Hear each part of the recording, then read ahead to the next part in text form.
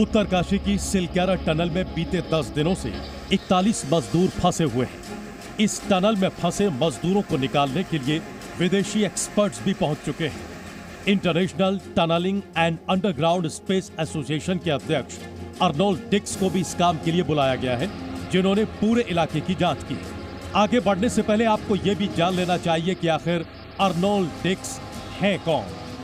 Arnold Dix एक barrister और वैज्ञानिक हैं, जिन्हें अंडरग्राउंड मामलों में विशेषज्ञता हासिल है। डिक्स ऑस्ट्रेलिया के रहने वाले हैं।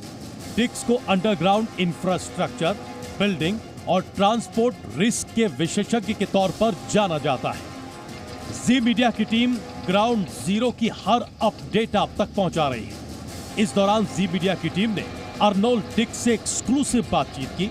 उन्होंने कहा कि भारत सरकार रेस्क्यू ऑपरेशन के लिए शानदार काम कर रही है और अब तक जो भी प्रयास किए गए हैं, हम उनकी समीक्षा कर रहे हैं। The challenges here for everything are that you have some of the most difficult ground conditions in the world. And because of those difficult conditions, it means that from a technical engineering point of view, we need to be on our best behaviour, doing our best engineering and doing our best work. And that means not only do we have to get the 41 men out, okay, we also have to protect the people who are there to rescue them. So it's a double challenge.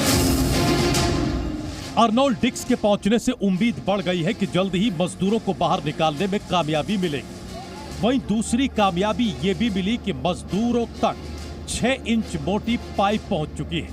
कड़ी मशक्कत के बाद 60 metre दूर मजदूर तक मलबा पार कर pipe पहुंचा है। ये कामयाबी मिलने के बाद अब मजदूरों की जरूरत के मुताबिक खाना बनाया गया। अब इस पाइप के जरिए प्लास्टिक की बोतलों में खाना भेजा गया। इसमें आलू, दलिया और खिचड़ी भेजी जाएगी।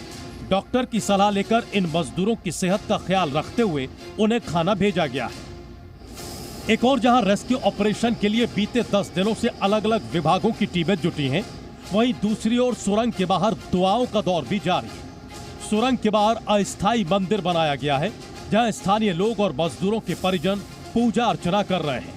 अर्नोल्ड डिक्स जब टनल के पास पहुंचे तो सबसे पहले उन्होंने भी मंदिर पर माथा टेका। उत्तराखंड प्रशासन ने टनल के बेहद करीब एक अस्थायी अस्पताल भी तैयार कर दिया है, जिसमें प्राथमिक इलाज से जुड़ी सभी सुविधाओं को रखा गया है, ताकि जरूरत पड़ने पर वहीं प्राथमिक उपचार किया जा सके, जिसमें डॉक्टर्स की टीम 24 घंटे तैनात है। साथ ही ऑक्सीजन के साथ ही सभी मेडिकल उपकरणों को भी रखा गया है। इनके हर बेड के साथ ऑक्सीजन सिलेंडर की व्यवस्था की गई है।